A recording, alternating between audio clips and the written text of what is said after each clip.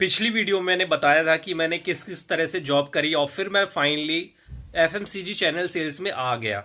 और इसका कारण मैंने बताया था कि मार्केट में मुझे कुछ एफएमसीजी चैनल सेल्स के सीनियर मिले थे। मार्केट करते वक्त ही मैं भी मार्केट में दुकानदारों के पास बैंकिंग सेक्टर यानी अकाउंट ओपनिंग के लिए घूम रहा था और वो वहां पर अपने सेल्स के लिए आए थे। तो वहां पर जब बात हुई तो मुझे इंटरेस्ट हुआ कि एफएमसीजी चैनल सेल्स ज़्यादा अच्छा है, क्योंकि ये एक इनडायरेक्ट सेल्स है और जो मैं कर रहा हूँ वो है डायरेक्ट सेल्स। तो फिर उसके बाद कई लोगों ने मुझसे पूछा है कि आपको अपनी पहली एफएमसीजी चैनल सेल्स की जो जॉब है वो कैसे मिली, कितने दिनों बाद मिली। तो वहां से मेरा इंटरेस्ट जागा और करीब एक महीना और एक 1 मंथ मैंने और काम किया उस बैंकिंग सेक्टर में, फाइनेंशियल सेक्टर में। और उसके बाद मैंने छोड़ दिया क्योंकि वर्क प्रेशर बहुत था और मुझे काम समझ में नहीं आ रहा था।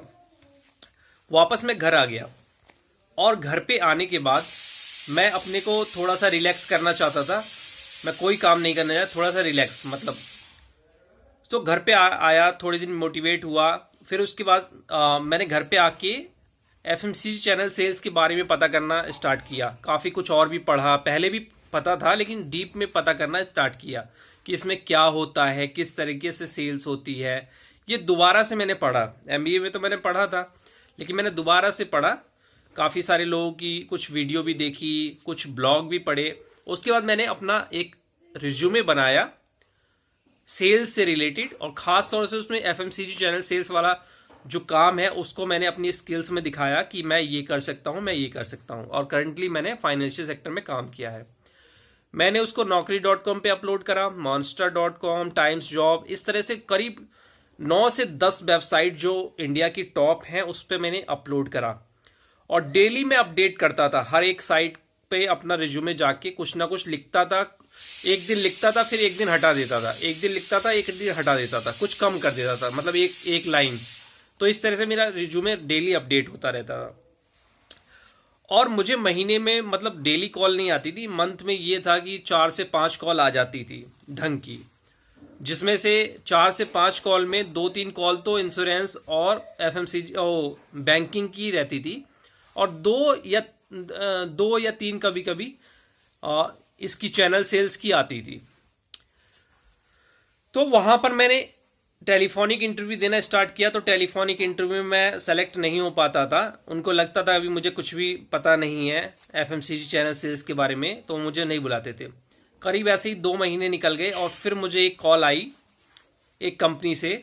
और जब मैं वहां पर पहुंचा, मैंने इंटरव्यू दिया, इंटरव्यू मेरा क्लियर हो गया। 2 राउंड इंटरव्यू हुआ। पहला सेल्स कोऑर्डिनेटर जो था उसने लिया, ठीक है, एचआर ने तो टेलीफोनिक लिया था, सेल्स कोऑर्डिनेटर ने लिया और सेल्स कोऑर्डिनेटर ने जाके जीएम को रिपोर्ट करी। जीएम भी वहीं बैठता था और उस दिन बैठा हुआ भी था। तो उसी टाइम मेरा जीएम से भी इंटरव्यू उन्होंने करा दिया। लेकिन जब मेरा सेल्स कोऑर्डिनेटर से इंटरव्यू हो गया, उसके 4 घंटे मैं वहां बैठा रहा, 4 घंटे ऑफिस में बैठा रहा। और वहां पर कंपनी के काफी सारे पैम्पलेट लगे हुए थे, कंपनी की इंफॉर्मेशन लगी हुई थी, कौन कौन से प्रोडक्ट हैं। तो 4 घंटे में मैंने क्या किया, मेरे अंदर सीखने की बहुत ललक थी उस समय, तो अभी भी है। तो मैंने क्या किया, उसके ब्रोशर पढ़ना स्टार्ट कर दिया। प्रोडक्ट क्या है, उसके पैम्पलेट थे A4 साइज जो मार्केट में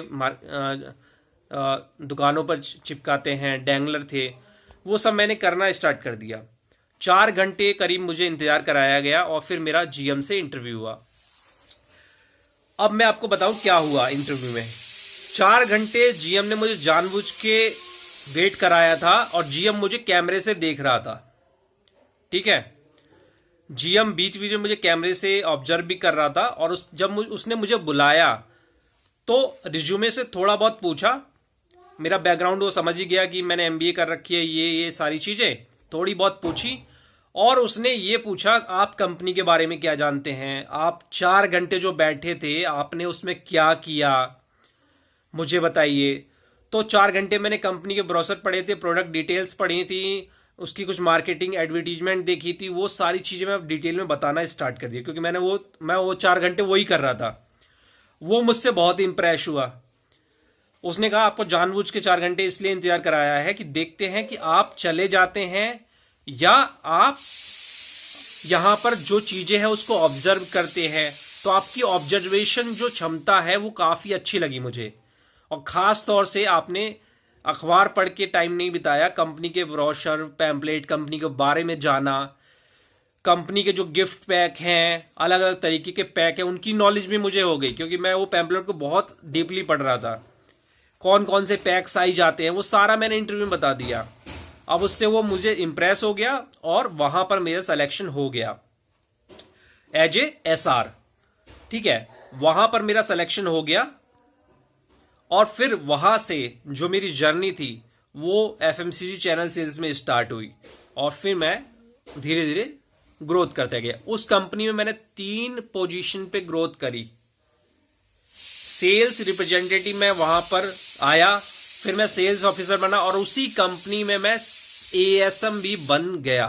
लेकिन ASM बनने के करीब 1.5-2 महीने बाद मैंने चेंज कर दिया, क्योंकि वहां पर सैलरी कम थी, ASM पे भी सैलरी काफी कम थी और मुझे दुगनी हाइक मिल गई एज ए ASM और एरिया भी बहुत बड़ा मिल गया, तो फिर मैंने वहां से स्विच कर लिया।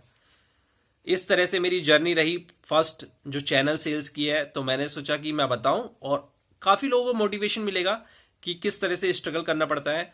तो जब मैंने फाइनेंस की जॉब छोड़ी, बैंकिंग वाली जॉब छोड़ी थी, तो मुझे करीब 2 महीने घर पे बैठना पड़ा और 2-2.5 महीने में मैं इस जॉब पे आ गया। तो ये थी मेरी पहली FMCG चैनल सेल्स की जॉब ऑन रोल। ये ऑन रोल जॉब है। तो इस तरीके से मेरी शुरुआत हुई FMCG में प्रॉपर रूप से।